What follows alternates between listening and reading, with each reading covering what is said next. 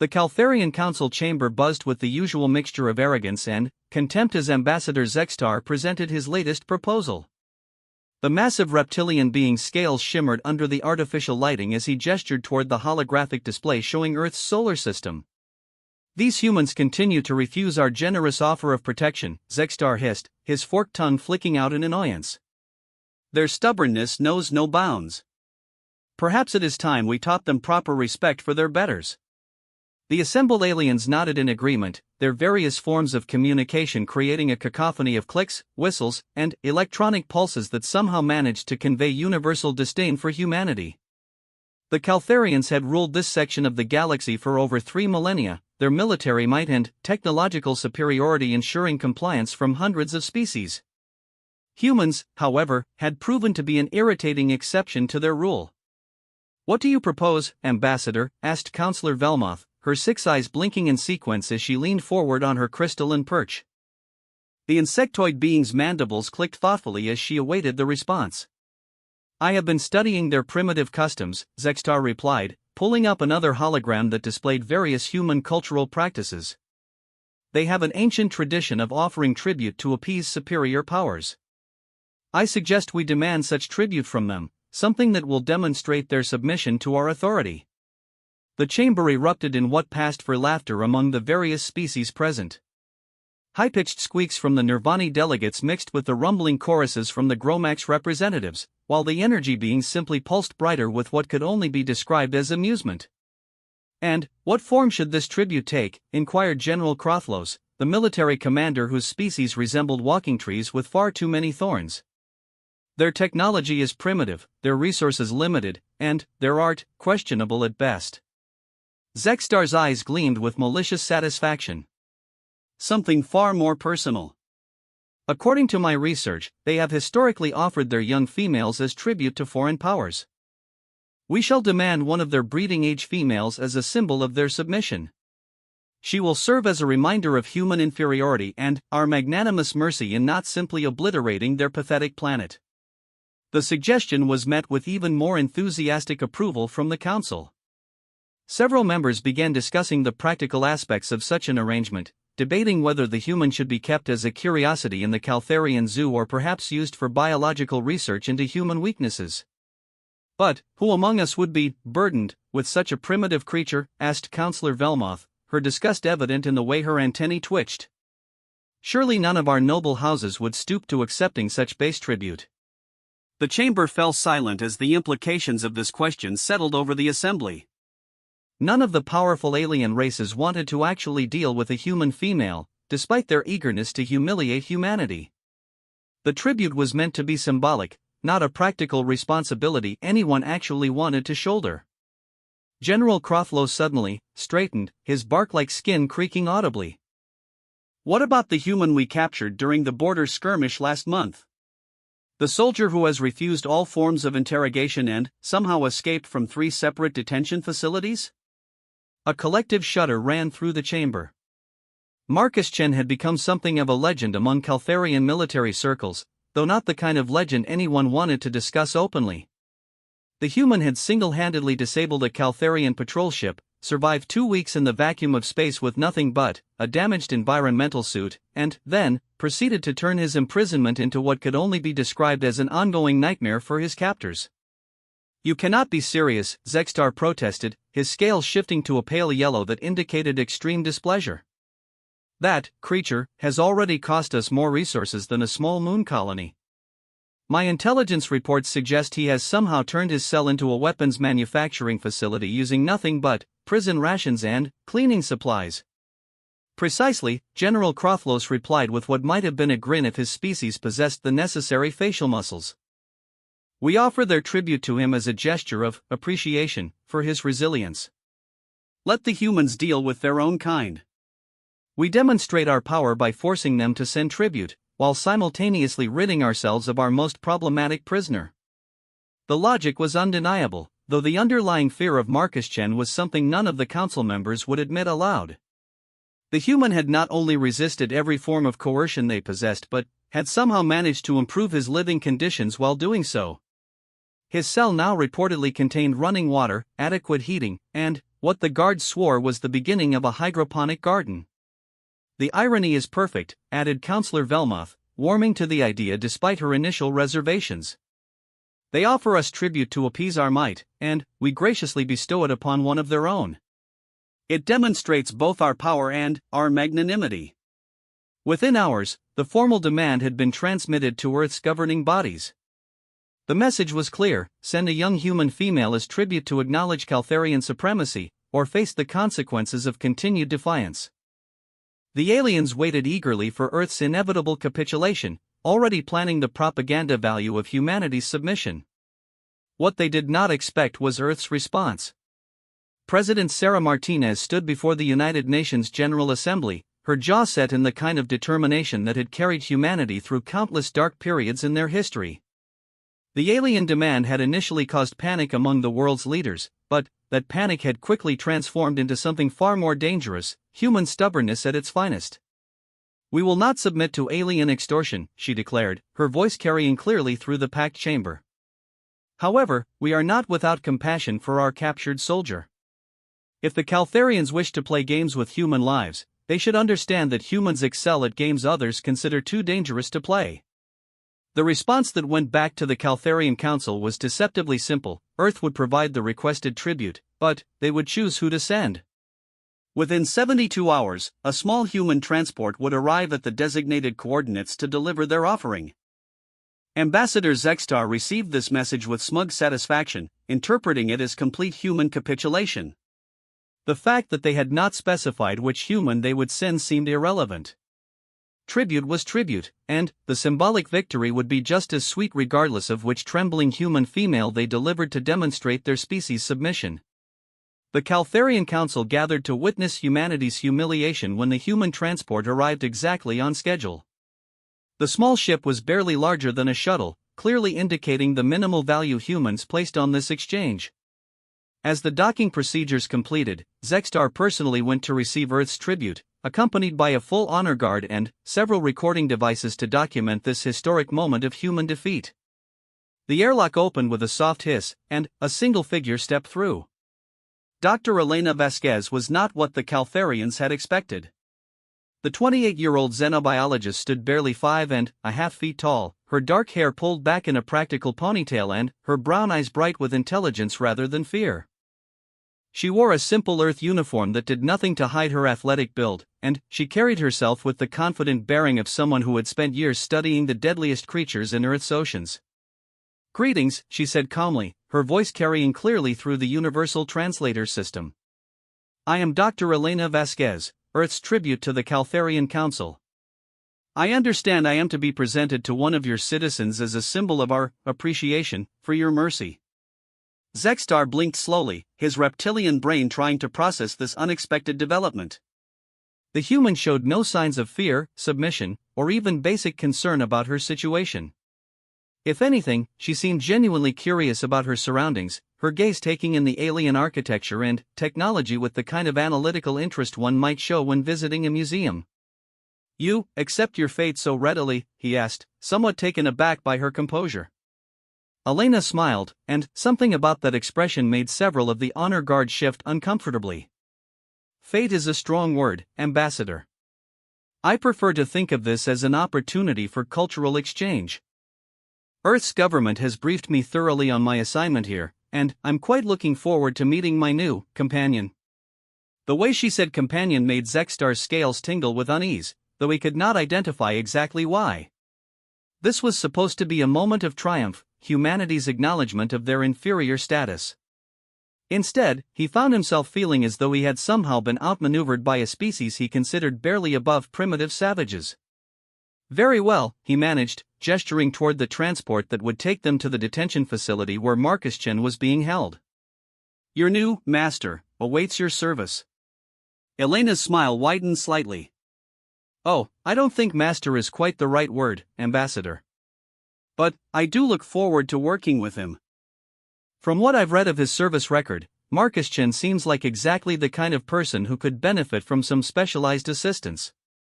As they made their way through the Caltharian ship toward the detention facility, none of the aliens noticed the small scanning device Elena kept palmed in her left hand, or the way her eyes catalogued every security measure, every structural weakness, and every potential resource they passed.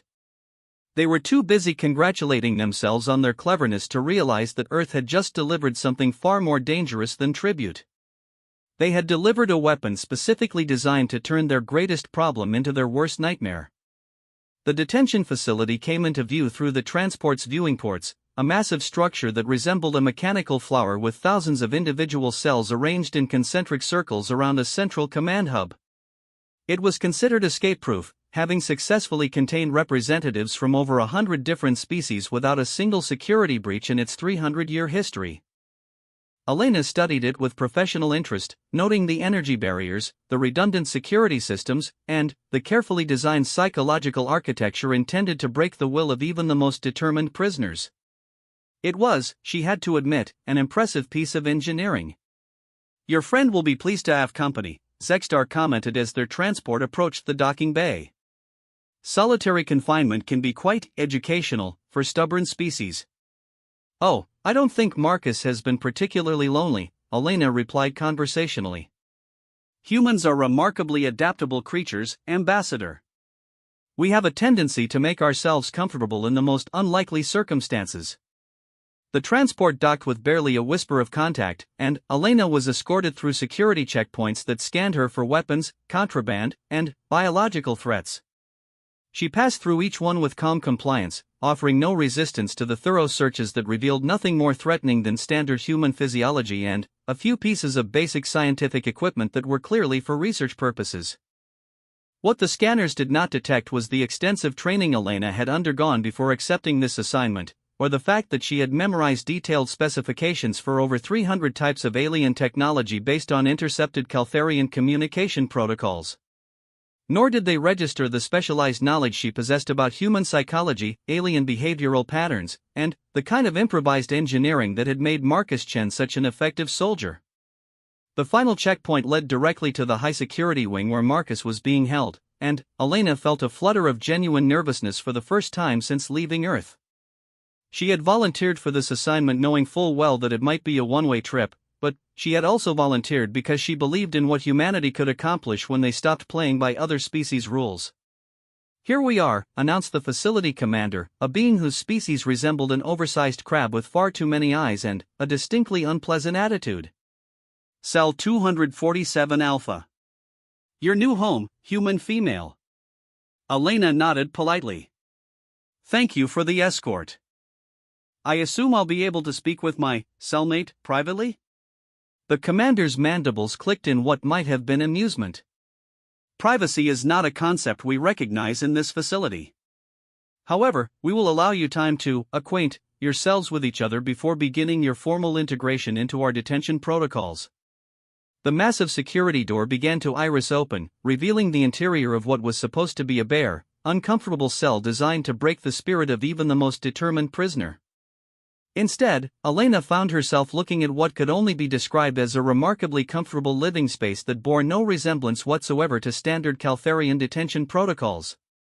Marcus Chen stood near what appeared to be a hand-built desk, his dark eyes assessing Elena with the kind of tactical awareness that had kept him alive through 17 separate combat deployments. He was taller than she had expected from his files, with the lean build of someone who had turned physical conditioning into a science, and his black hair was longer than regulation length, suggesting he had been in captivity for some time. "Dr. Vasquez, I presume," he said calmly, his voice carrying the slight accent of someone who had grown up speaking multiple languages. "Welcome to what our hosts like to think of as my prison cell." Elena stepped through the doorway, hearing it seal behind her with a finality that should have been terrifying. Instead, she found herself fascinated by what Marcus had accomplished in his months of captivity. The cell contained not only basic furniture that appeared to have been constructed from repurposed alien materials, but also what looked like a small laboratory, a workshop area, and even a section that resembled a garden. "This is not what I expected," she admitted, setting down the small bag of personal items the Caltharians had permitted her to bring. Marcus smiled, and Elena immediately understood why the aliens found him so unsettling. It was not a hostile expression, but it carried the unmistakable confidence of someone who had looked at an impossible situation and decided to treat it as an interesting puzzle instead of a death sentence. The Caltharians have a very rigid understanding of how prisoners are supposed to behave, he explained, gesturing for her to take a seat in one of the chairs he had apparently built from scratch. They expect fear, despair, and gradually increasing compliance as their various psychological pressures take effect. When someone responds to imprisonment by immediately beginning to improve their living conditions, it tends to confuse them. Elena accepted the offered seat, noting that it was surprisingly comfortable despite being constructed entirely from repurposed alien materials. I take it confusion works in your favor? Confused guards make mistakes, Marcus confirmed. And mistakes create opportunities. I've been systematically mapping this entire facility for months, learning their schedules, their procedures, and their weaknesses. The Caltharians are excellent engineers, but they have a fatal flaw in their thinking. Which is? Marcus's smile widened. They assume everyone else thinks the way they do. They built this facility to contain prisoners who would respond to their detention methods the way Caltharians would respond. They never considered what might happen if they imprisoned someone who viewed their security measures as helpful construction materials instead of instruments of oppression. Elena looked around the cell again, suddenly, seeing it with new eyes. What had appeared to be furniture and equipment now revealed itself as something far more sophisticated. The desk was positioned to provide optimal sightlines to 3 different ventilation grates. The laboratory equipment was arranged in a configuration that would allow rapid disassembly and conversion into other tools. Even the garden appeared to be growing plants that would be useful for purposes beyond simple nutrition. You've been planning an escape, she realized. I've been planning several escapes, Marcus corrected.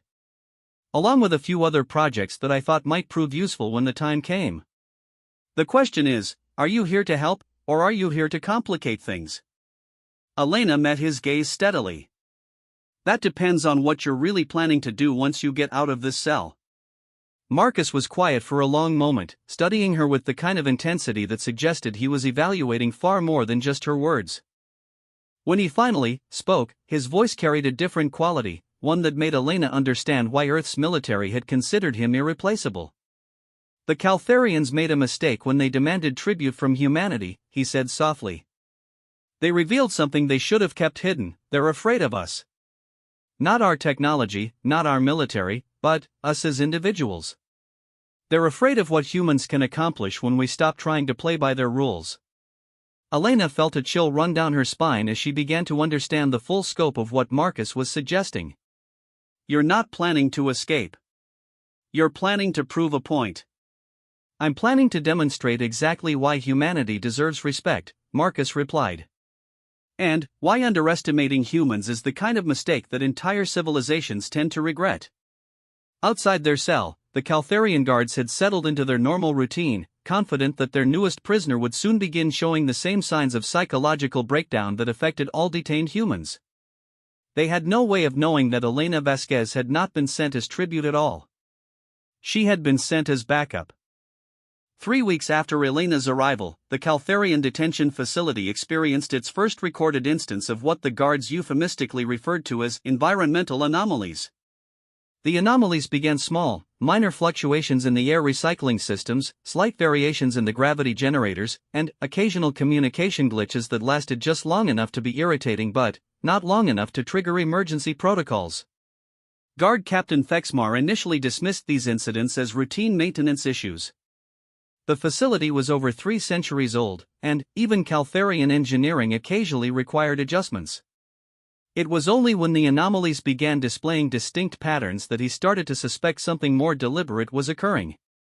The irregularities are not random, reported Chief Engineer Veltas during the morning briefing, her multiple arms manipulating holographic displays that showed the facility's operational status. They appear to be concentrated in sectors that correspond to specific patrol routes and shift changes. Fexmar's frilled neck expanded slightly, a sign of growing agitation among his species. Are you suggesting that our prisoners are somehow sabotaging systems they have no access to?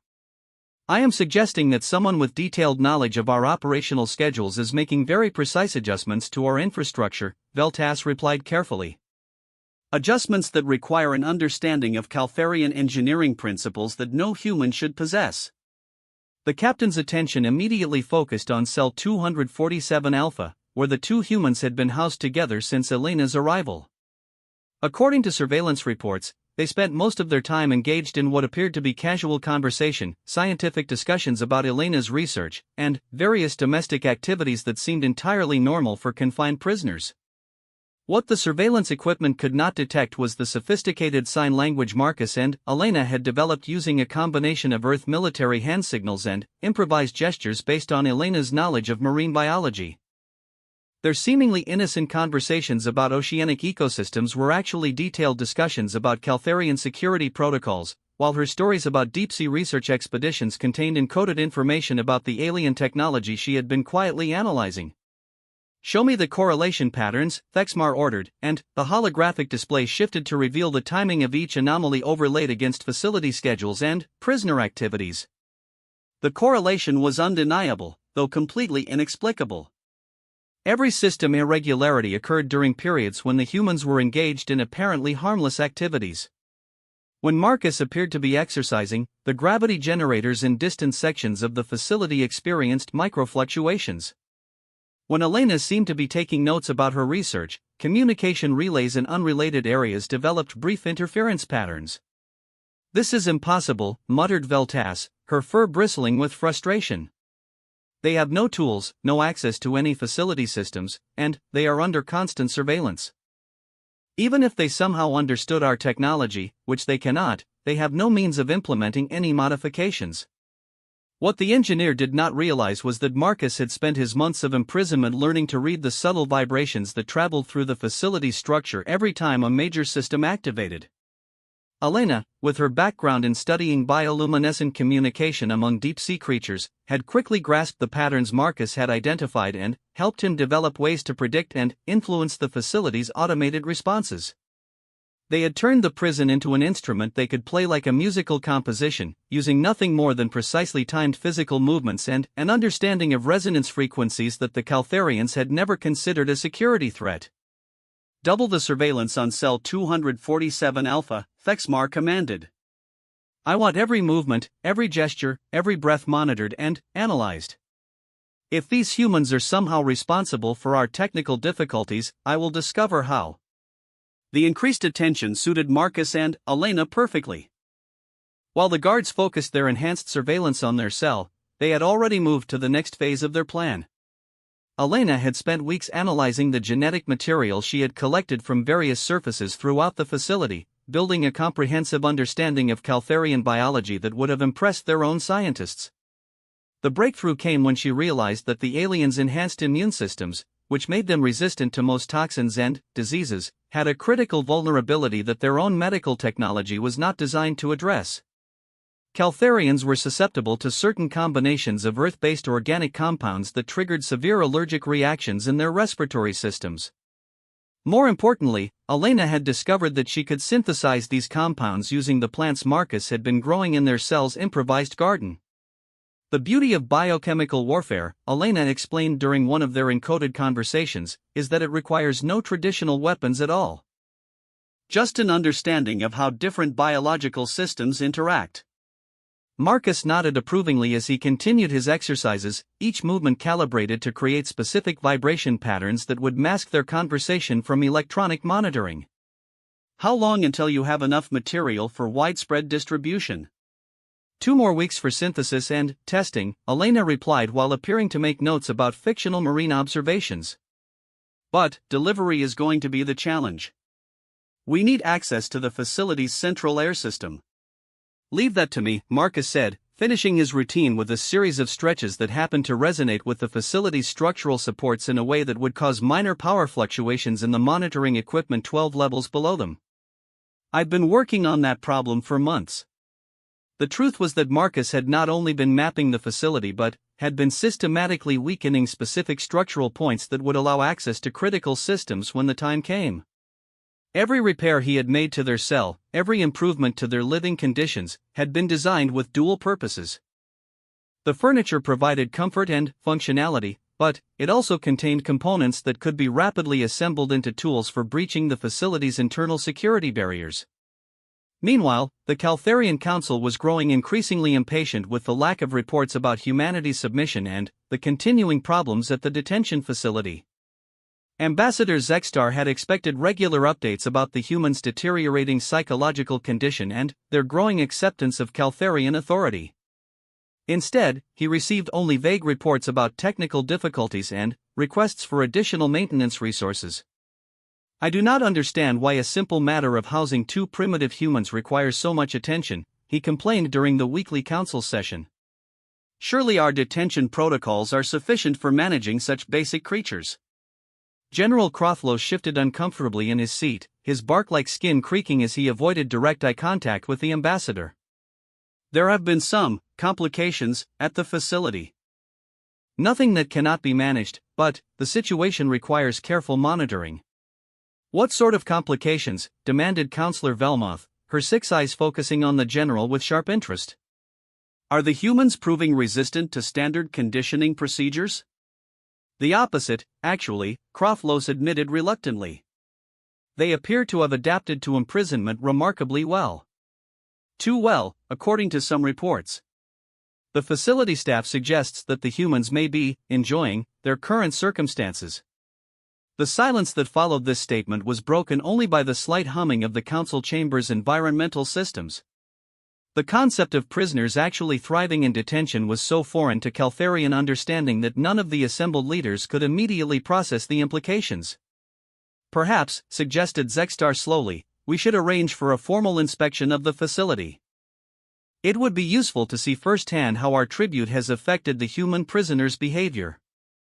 This suggestion was met with enthusiastic approval from the other council members, who were eager to witness what they assumed would be humanity's final capitulation to superior alien authority.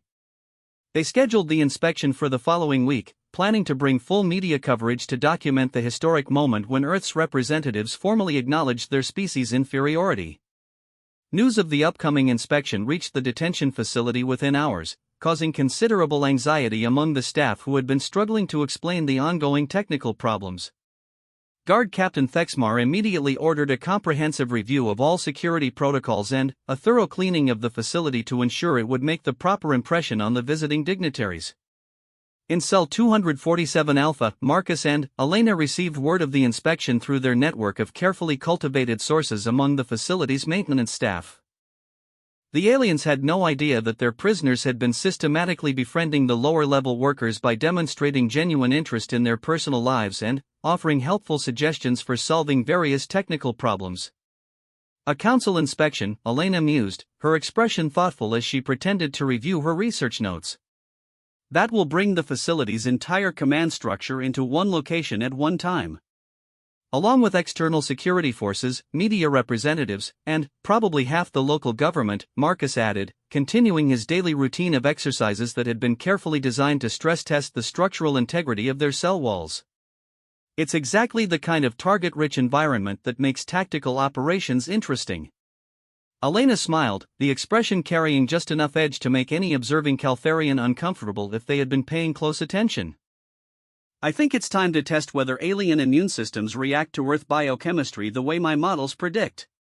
And I think it's time to find out whether 3 months of careful structural modifications have been worth the effort," Marcus replied, completing a movement sequence that had just activated a microscopic fracture in the cell's rear wall. "How's your knowledge of Caltharian emergency evacuation procedures?" "Thoroughly researched and memorized," Elena confirmed. "Along with their communication protocols, command structure, and the location of their central computer core." Marcus paused in his exercises, meeting Elena's gaze with the kind of expression that had made him legendary among Earth's special operations forces. "Dr. Vasquez, I think it's time to show our hosts exactly what human gratitude looks like." Unknown to either the facility staff or the council members planning their inspection, Elena had spent the last 2 weeks refining her biochemical synthesis process while Marcus had been conducting final tests of the structural modifications he had been implementing since his first week of imprisonment. Their seemingly innocent daily routines had actually been an elaborate construction project that had turned their cell into the center of what would soon become a very different kind of detention facility. The Caltharians had made a critical error in their understanding of human psychology. They had assumed that imprisonment would break down their captives' resistance and forced them to accept alien authority. Instead, they had provided Marcus and Elena with time, resources, and motivation to demonstrate exactly why humanity had earned its reputation for thriving in impossible circumstances. As Elena completed her final batch of synthesized compounds and Marcus performed his last structural integrity test, both humans felt the familiar sensation that came just before a perfectly planned operation reached its crucial moment. The Caltharians wanted to witness human submission during their upcoming inspection. What they were going to witness instead was a comprehensive lesson in why underestimating human ingenuity was the kind of mistake that changed the balance of power in entire sectors of the galaxy. The inspection was scheduled for 72 hours from now. Marcus and Elena had spent months preparing for this moment, and they were ready to show the Caltharian Council exactly what Earth's tribute was truly capable of accomplishing. Outside their cell, the facility's automated systems continued their normal operations, unaware that they had been gradually modified to respond to human commands. The guard staff prepared for the most important inspection in the facility's history, confident that their security measures remained intact. None of them realized that Cell 247 Alpha was no longer a prison. It had become a command center, and its occupants were about to demonstrate why humanity deserved respect rather than tribute. The Caltharian Council arrived at the detention facility in magnificent splendor, their ceremonial transport ships gleaming against the starfield as they approached the station that had never failed to break the spirits of captured enemies. Ambassador Zexstar stood at the observation deck's viewing port, his scales shimmering with anticipation as he contemplated the propaganda victory that awaited them. Today, he announced to his assembled colleagues, we witnessed the final submission of human arrogance. Their tribute bearer will demonstrate the proper respect for Caltharian authority, and their captured soldier will serve as an example of what happens to those who resist our rightful dominance. General Krothlos nodded approvingly, though his expression carried hints of unease that he could not entirely suppress. The facility reports that both humans remain in good health and have shown remarkable adaptation to their circumstances. Excellent, purred Counselor Velmoth, her compound eyes gleaming with satisfaction. Broken spirits often manifest as false acceptance before the final psychological collapse. We arrive at precisely the right moment to witness humanity's acknowledgement of their inferior status.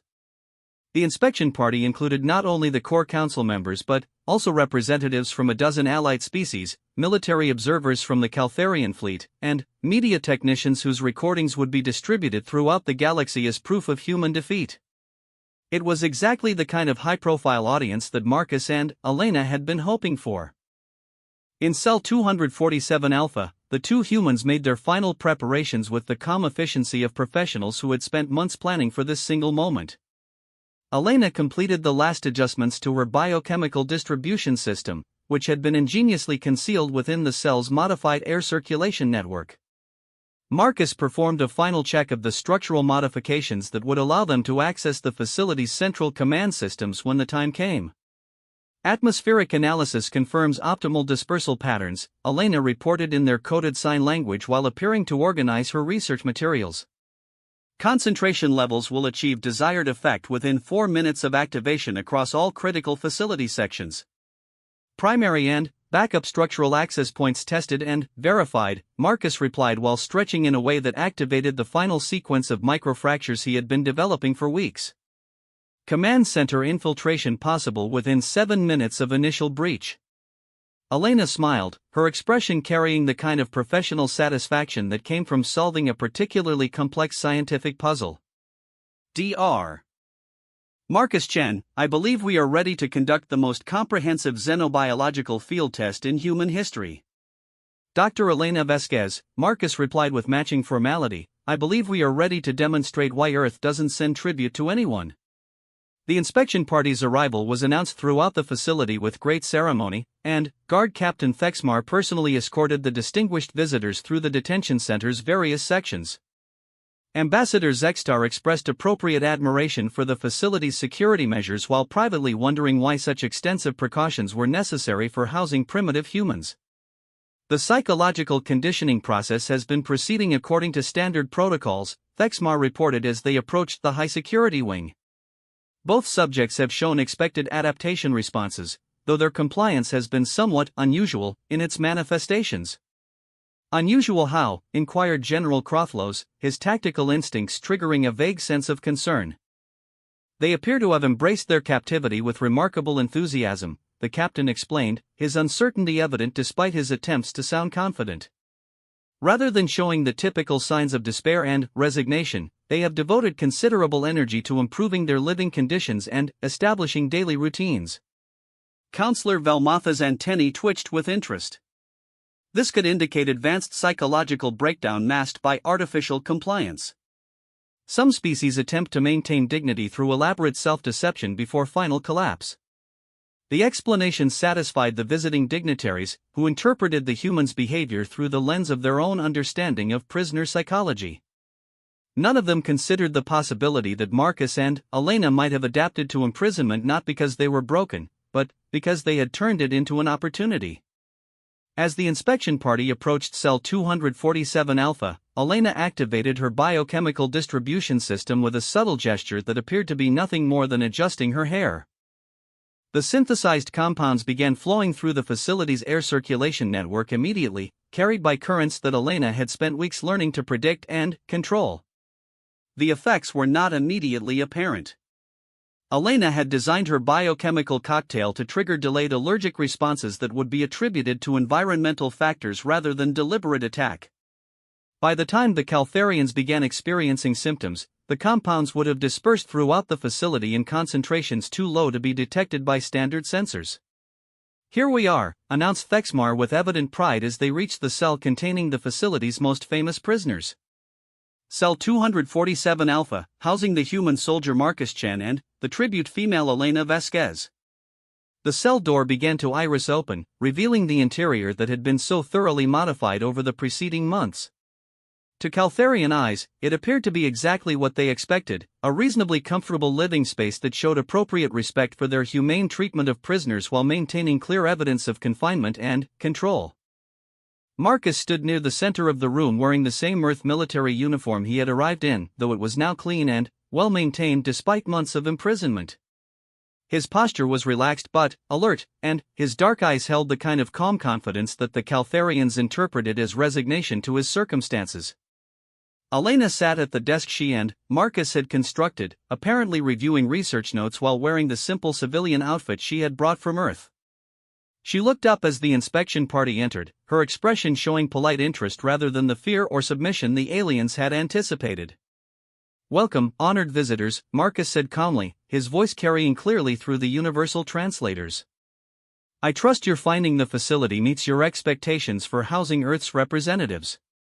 Ambassador Zextar stepped forward, his reptilian features arranged in what he intended as a benevolent expression. "Indeed, human.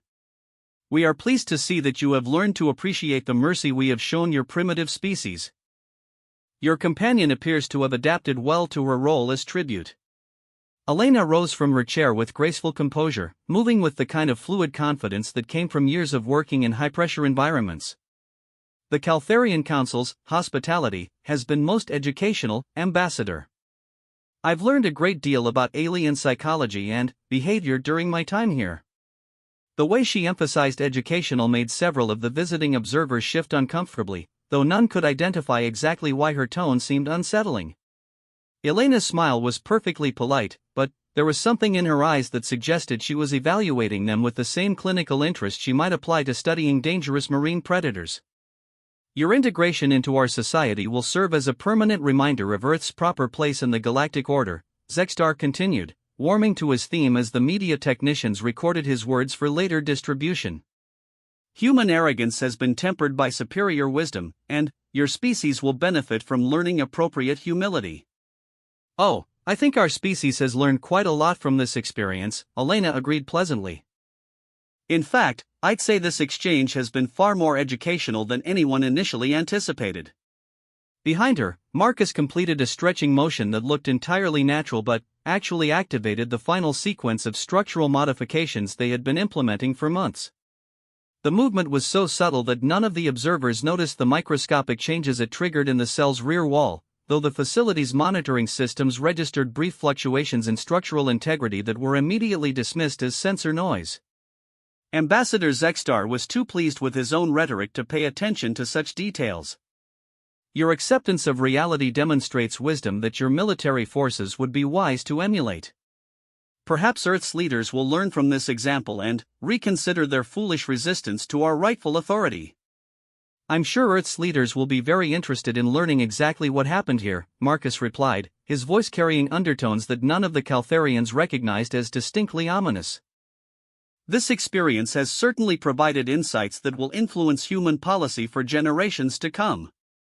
The first signs of Elena's biochemical distribution system taking effect appeared among the facility's guard staff, who began experiencing what they initially dismissed as minor respiratory irritation. The symptoms were mild enough to be attributed to recycled air or equipment dust, and none of the affected aliens immediately recognized them as the early stages of a systematic allergic response.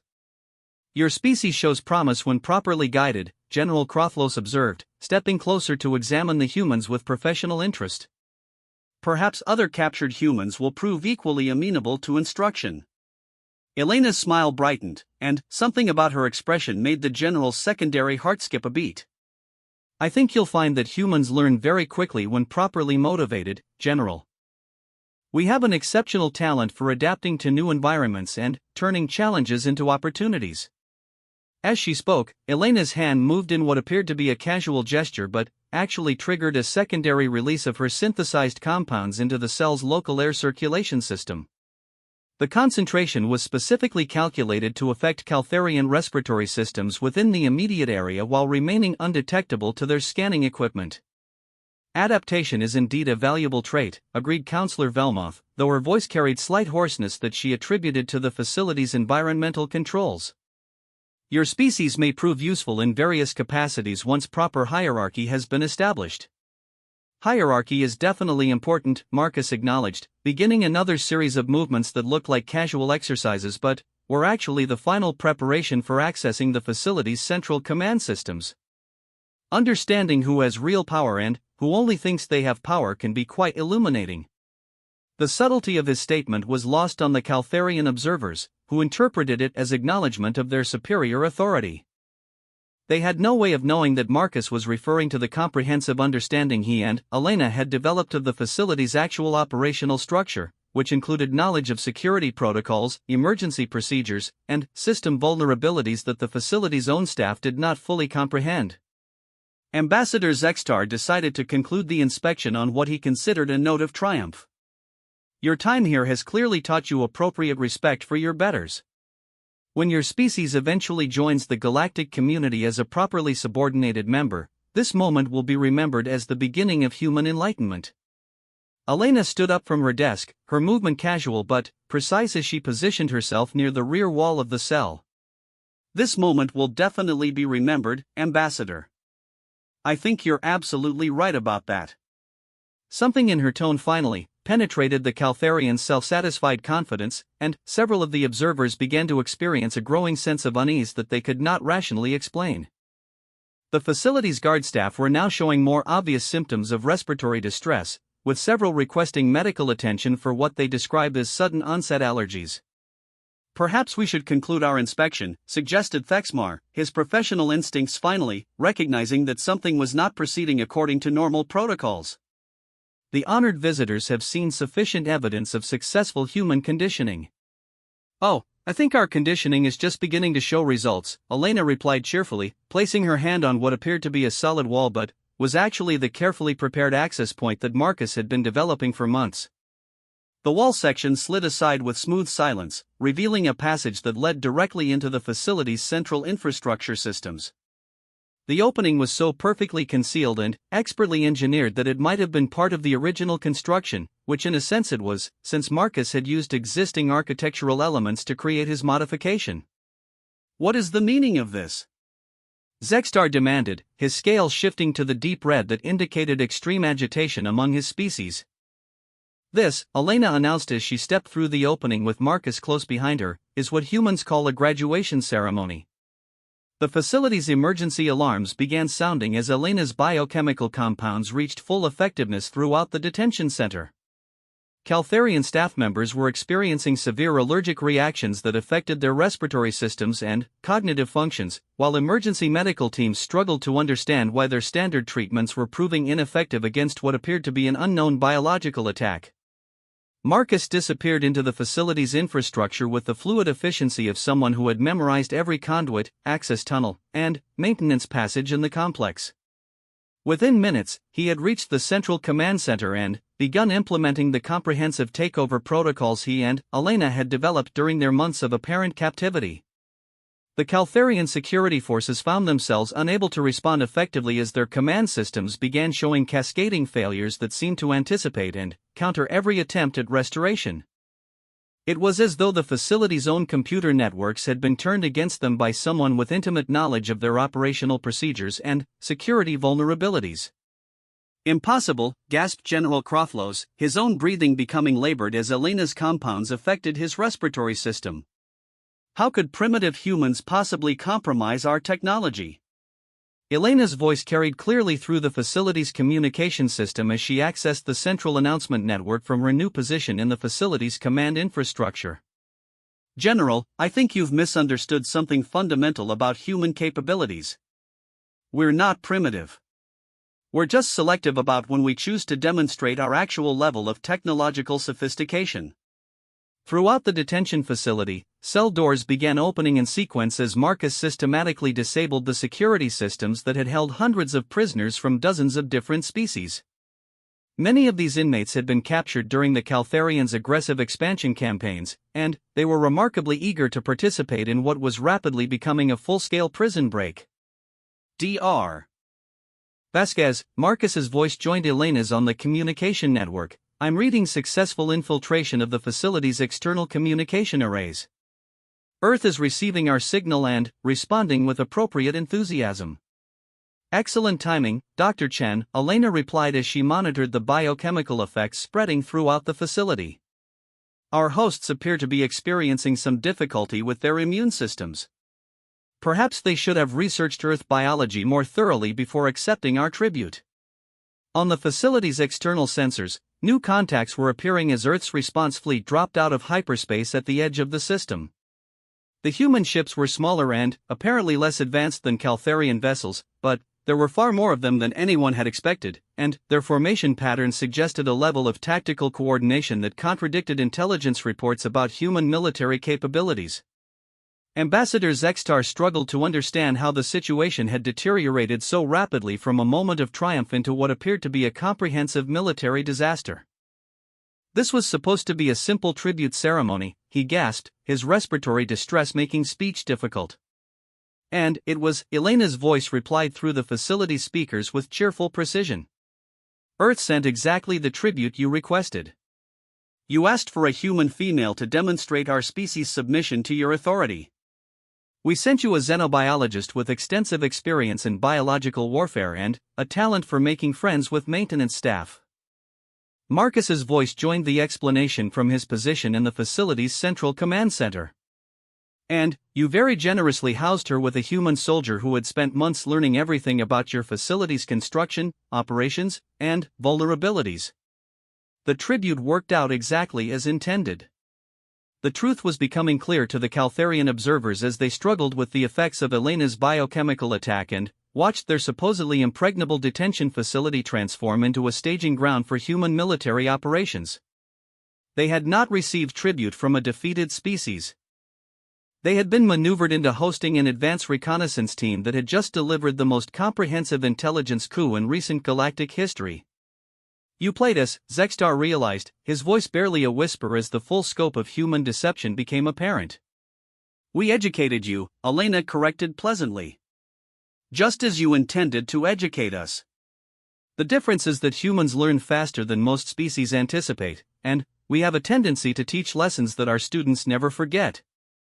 The detention facility was now completely under human control, with Marcus and Elena coordinating the liberation of hundreds of prisoners while Earth's fleet established orbital superiority over the surrounding system.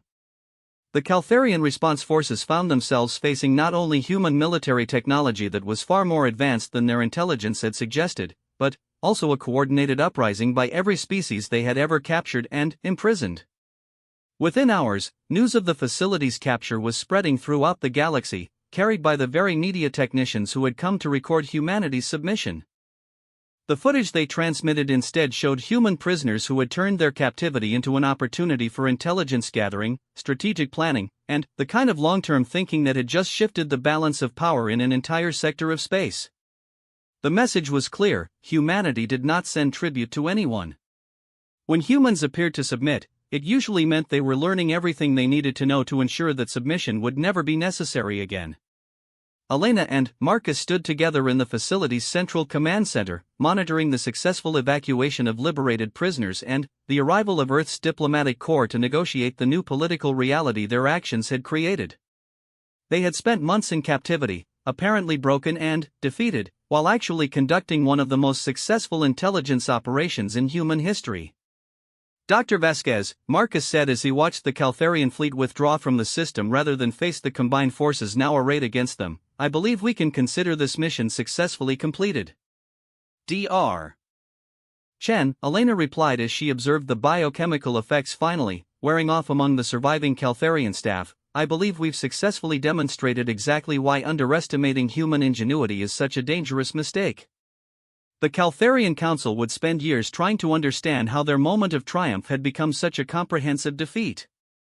They would study the tactical recordings, analyze the biological warfare techniques, and examine the engineering modifications that had turned their most secure facility into a human command center. What they would never fully comprehend was the most important lesson of the entire experience: when humans appeared to offer tribute, they were actually offering education. And the tuition for that education was paid in the kind of respect that could only be earned through demonstrated competence. Earth had not sent the Caltharians a tribute. They had sent them teachers. And the lesson was now complete.